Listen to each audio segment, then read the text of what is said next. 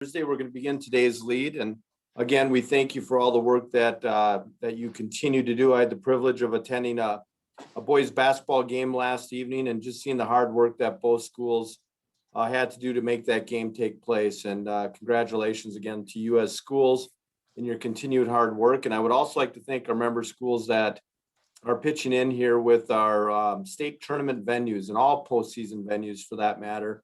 Again, overwhelming support and great job within our own communities here of hosting our events. And we're going to make our postseason special for our participants. Our agenda today was really designed around what you need to hear today that is going to assist you immediately.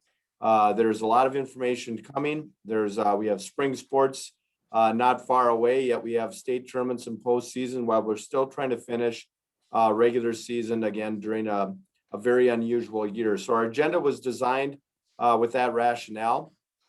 We're gonna get a little update on what we heard yesterday.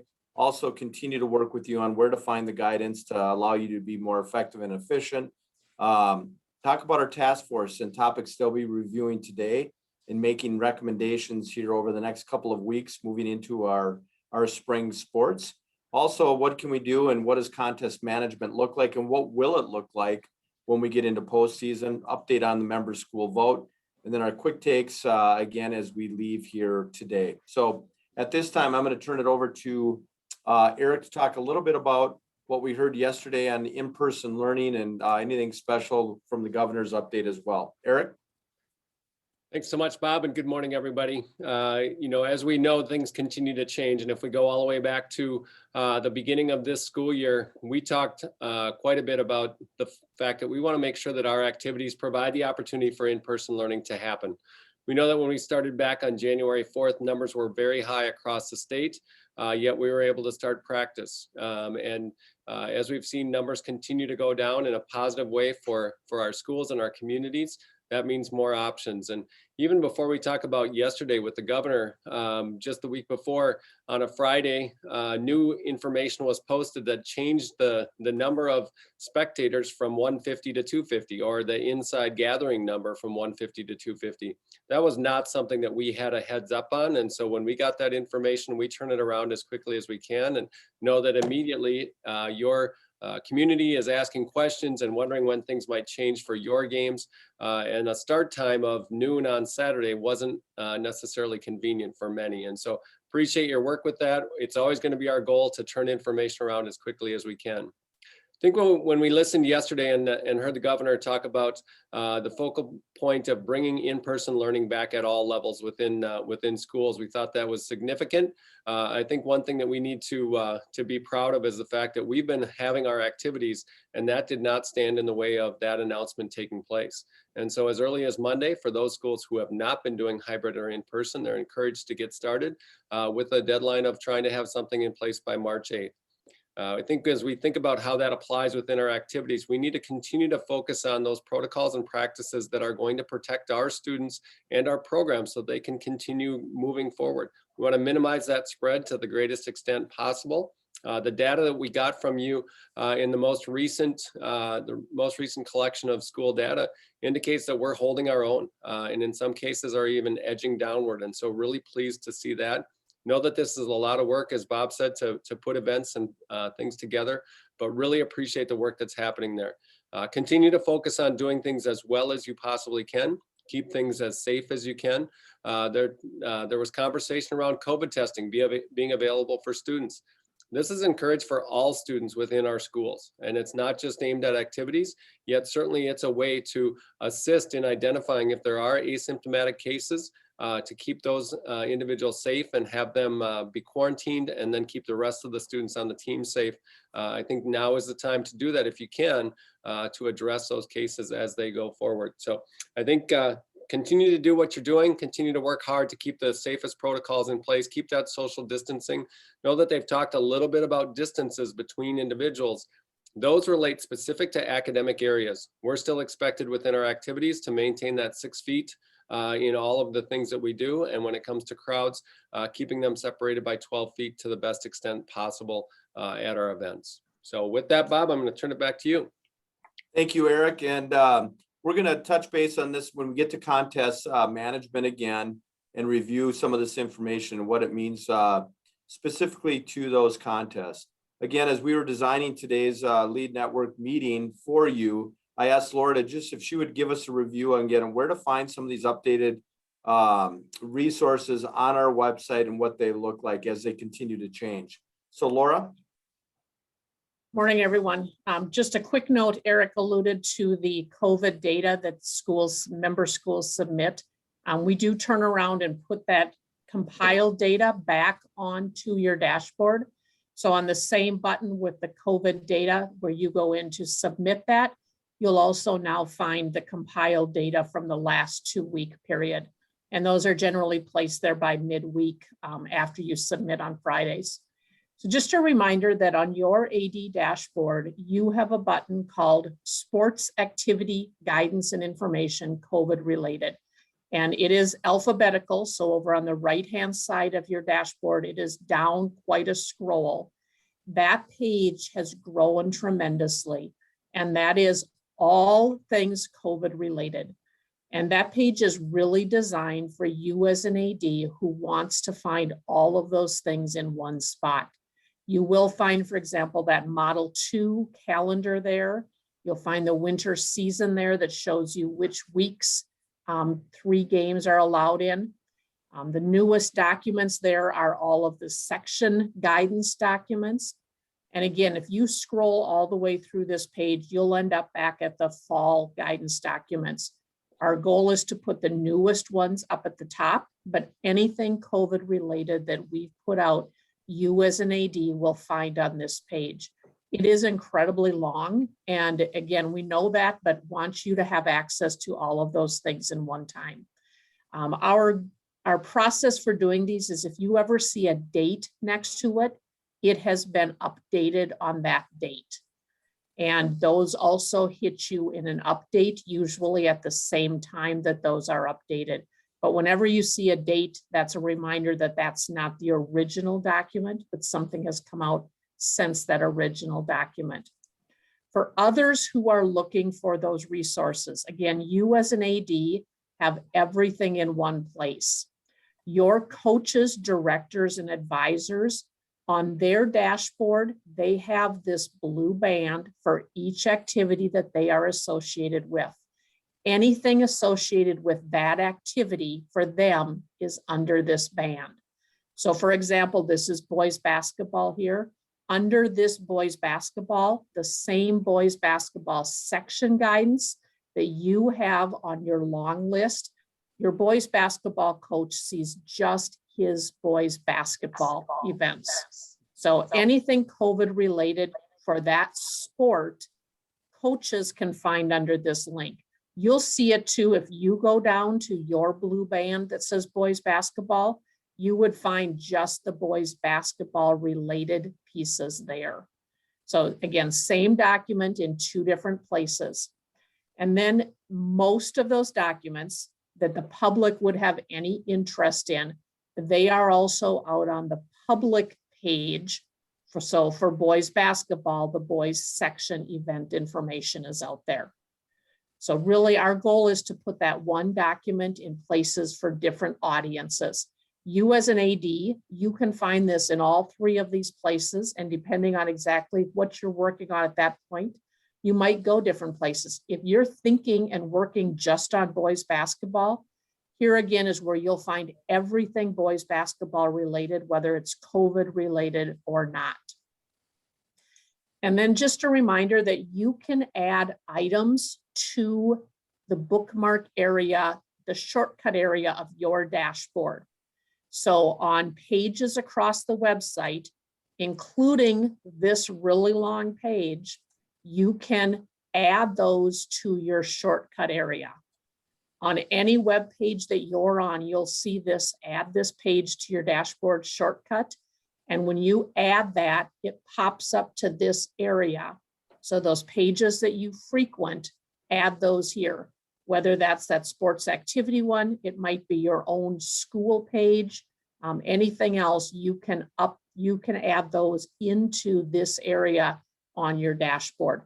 You'll only see this if you're signed in. So if you, for some reason, don't see this at the bottom of a page, It simply means that you're not logged in and you need to log in to get to that. That's a feature for ADs and region secretaries only.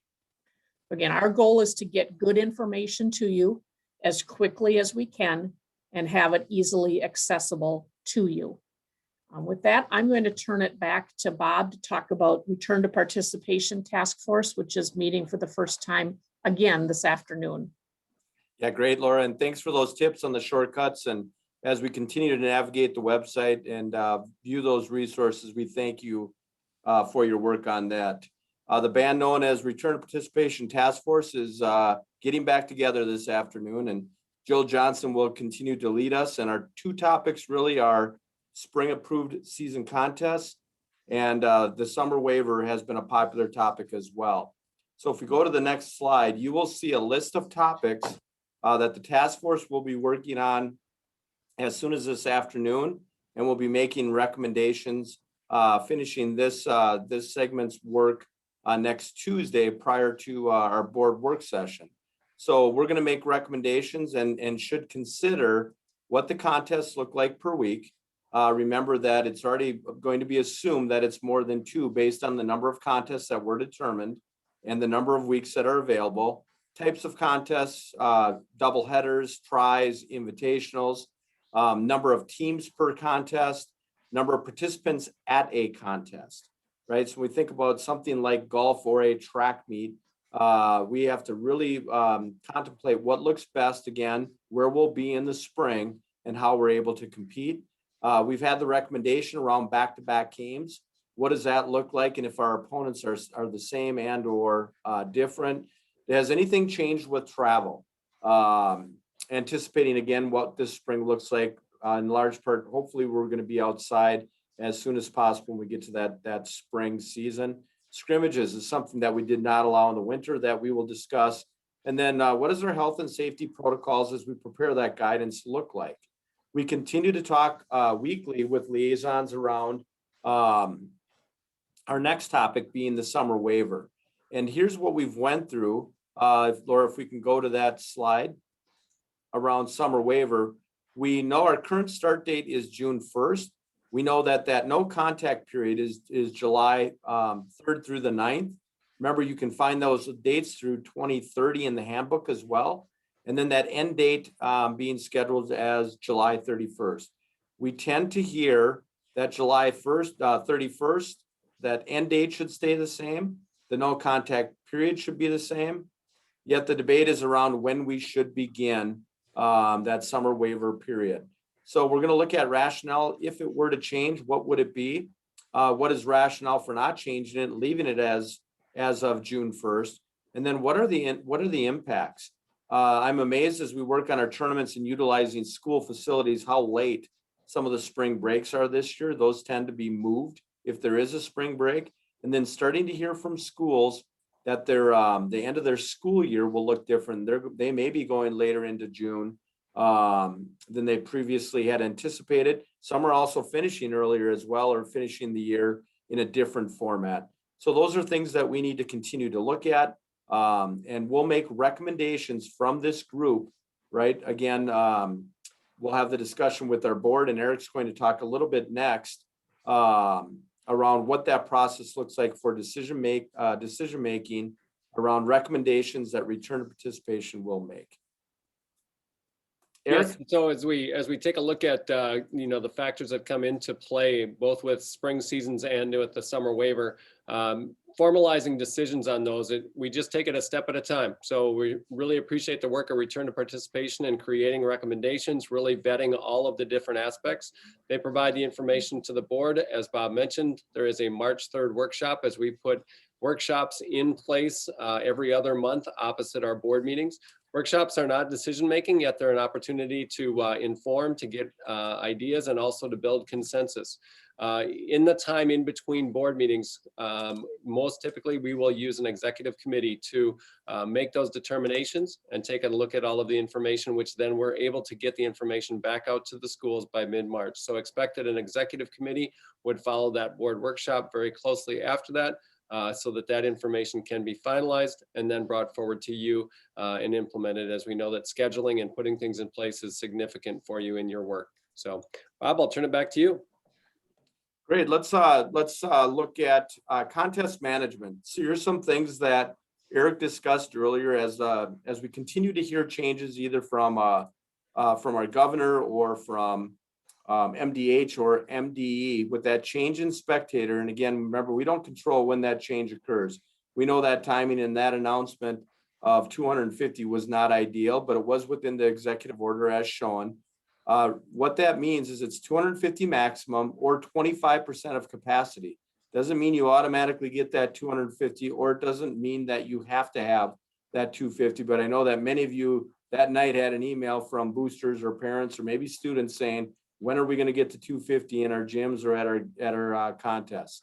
Sideline cheer remains the same as a separate pod. If you're keeping that 12-foot distance between your spectator pod and your competitive pod, we continue to say no bands at this time.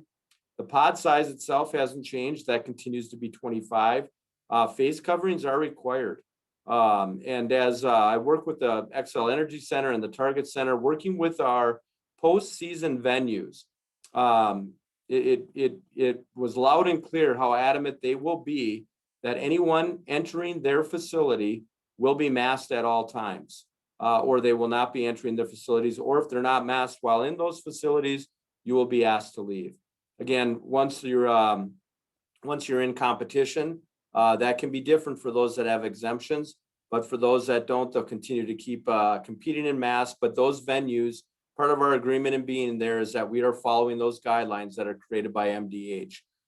Don't forget that 12-foot distance for the competitive pod and spectator pod needs to be observed, especially as we get into the end of our regular season. You'll see a shift as we get into postseason as well. That if you haven't been doing that for whatever reason or haven't seen that being observed, don't be surprised when you see that. We will also say this, as we enter into postseason, if there are expectations that are not being met or not being followed by the guidance, as we get into that postseason, you're going to see that tightened. Whether or not you're in the Target Center or the XL or at sections or at a non-traditional venue for state, the expectation will be that there will be strict compliance around guidance that was created. So wear those masks properly now while you're competing, so it does not become an issue when we get into postseason play. Again, your help on this has been greatly appreciated. It will benefit our student athletes and will assist us as we enter into that postseason. Again, and remember, some of you schools can always be more restrictive based on the guidance and or protocols that are given. Eric or Laura, anything that I missed here? Bob, I would just add, within the governor's information regarding bringing in-person school back into play, there's been some ability to go to 3 feet when 6 feet is no longer possible. That does not apply to our activities. So that is an academic setting piece only. And so we've been managing under the 6-foot rule in terms of spacing on benches and things like that. And that would also apply to spectators. And so even with 250, that 6-foot number between households would be what would be required at this time. So just remember that 3 feet forgiveness, so to speak, is only in academic settings where 6 feet is not possible. So I thought that was just important to identify. Thanks, Eric. I think we're going to stay with you on update here on our school vote around our Constitution. Yeah, as if ending seasons and going to postseason and starting spring seasons weren't enough, there is a school vote that is scheduled to begin on Monday. And so information is going out today to heads of schools, superintendents, presidents, et cetera, which is typically where our school designated representatives are located. And there is a single vote per school that needs to be cast during the window. And that window begins Monday morning at 8 a.m. and goes for 10 business days, so 2 full weeks, and we'll close the following Friday at 5 p.m. And so you'll see the highlight there on Thursday, February 18th. That information's going out. We'll have a school-specific ballot security code that allows folks to identify that it is a valid vote. And would ask that if you are connected in any way as part of that conversation, that you just assure that a ballot is cast on behalf of your school. Again, a reminder that we need 75% of our schools to participate in the vote to meet the quorum requirements within the State High School League. We want that to happen. We want to make sure that we have a valid vote. And so again, you see the dates and the times for those. Please connect with your head of school, and if there's any way that you can assist in encouraging them to follow through on the voting would be great. We want to get that wrapped up and move that forward so that we can complete that vote. So thank you so much for your support in that in the midst of a really, really busy time. Bob, I'll let you wrap things up. Great, thank you. Remember where we're at in terms of communication. We have our event and facility or management guidance. We continue to review that and make updates as necessary, along with our COVID interrupted competition guidance and information. As we get into the postseason, does that change? Does that not change? What have we not anticipated at this time when it comes to that postseason play? Adapted bowling. I know we had a question on that in terms of the guidance, along with synchronized swim and badminton. My understanding is that will come out by sometime Monday of next week, if not earlier. And then all of our other spring sports guidance. We've heard this date earlier today, but March 8th will be a highly anticipated date to make sure that that guidance will reflect the work from our return participation task force, recommendations and decisions that have been made will be reflected at that time. And then remember that a return to sport protocol, the third iteration, is there. It is highly recommended. It's a great resource for your families as they consider how they come back with COVID.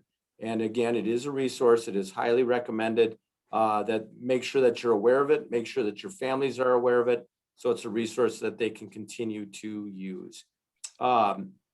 Anything else that I missed here before we let them go for today? All right, if we can take a look, I believe our next lead meeting will be next Thursday again on February 25th. Thank you again to Jill Johnson, who will chair our return to participation committee this afternoon. There has not been a whole lot of change to that committee whatsoever. That's going to remain pretty much intact from the last time. Consistency is a good thing. Keep up the good work. Keep an eye on these lead meetings as we get into postseason and holidays. You may see those dates or times change. Also, depending on where we're at with our M&I AAA Spring Conference, we'll continue to update that on our MSHSL updates as well. Again, thanks for your work and have a great day.